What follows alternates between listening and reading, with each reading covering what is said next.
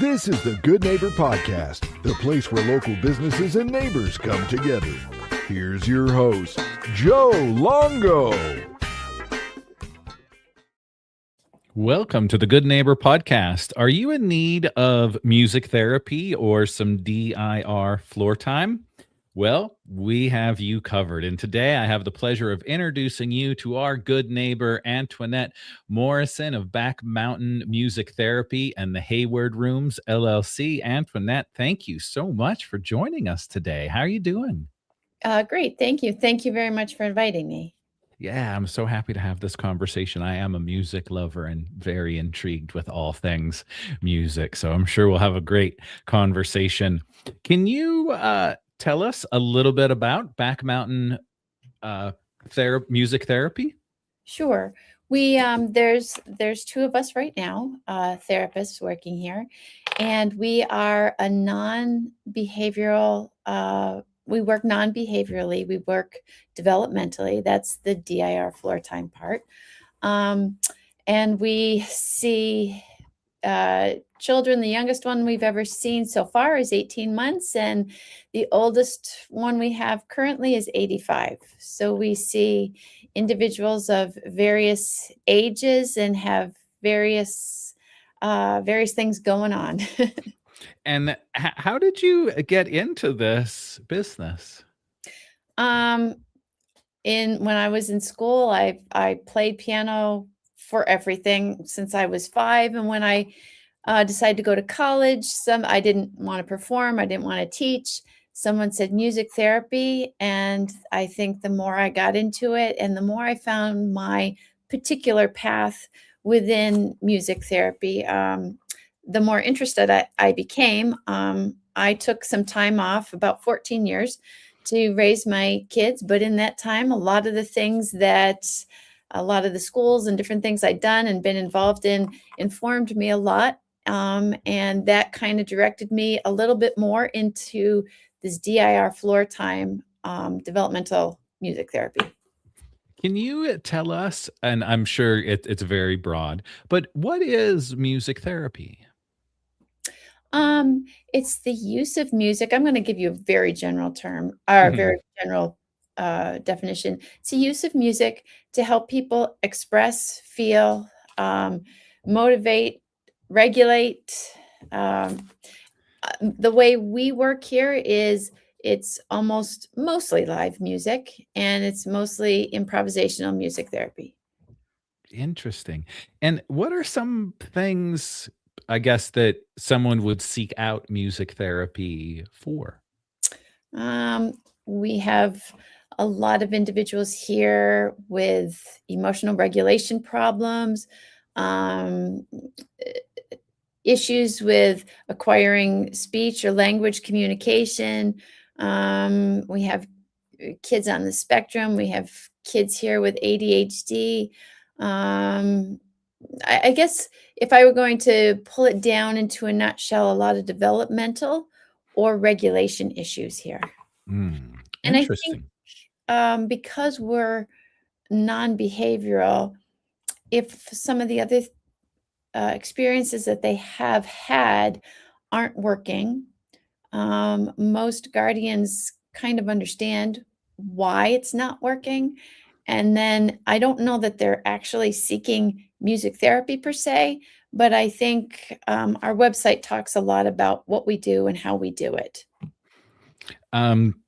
So we all know that every business has its marketing aspect to it. What are you doing to get yourself out there into the market, attract your customers, and be of service?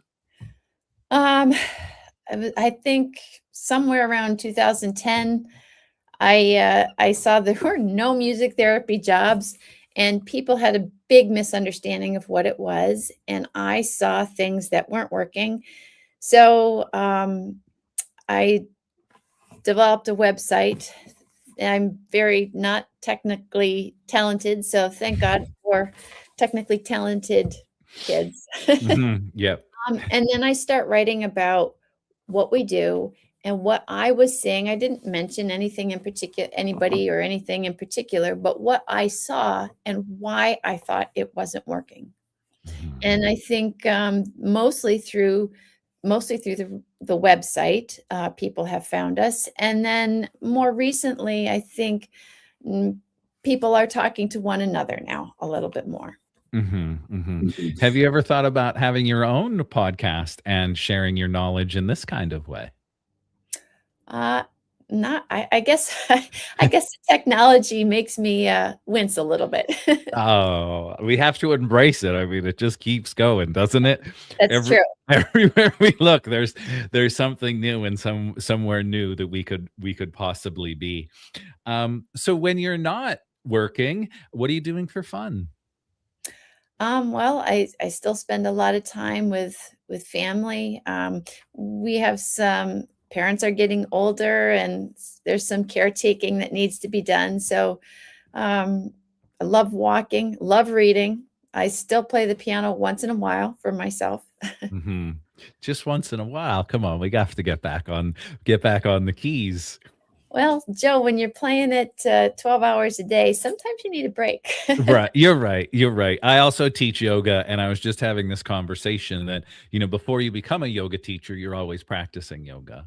And then when you start teaching yoga, it's like, wow, when is the next time I'm going to actually get to practice yoga again? So I totally get it. Annette, if you can tell our listeners one thing that they should remember about Back Mountain Music Therapy, what would that be? I would say that whenever we work with individuals, we always work with their strengths, and we're not looking to stop or change a behavior per se. We're looking more at what works for that individual to have that behavior. Why is that there? Or I guess I'm going to use the word behavior. And then we work with the individual in helping them develop. So either if it's a non-helpful behavior, it eventually will disappear, or it will develop into something a little bit more functional for them. And how can our listeners learn more about Back Mountain Music Therapy?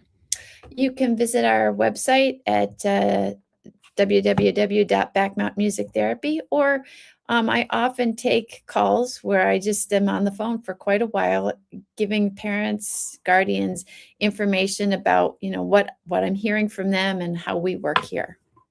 Wonderful. And thank you so much for taking some time to talk about what you do and how you do it. I really appreciate it. And from everyone at the Good Neighbor Podcast, we wish you all of the success moving forward. Well, thank you again. Thank you very much for the invitation. Thank you for listening to the Good Neighbor Podcast. To nominate your favorite local businesses to be featured on the show, go to gnpnepa.com. That's gnpnepa.com. Or call 570-908-4334.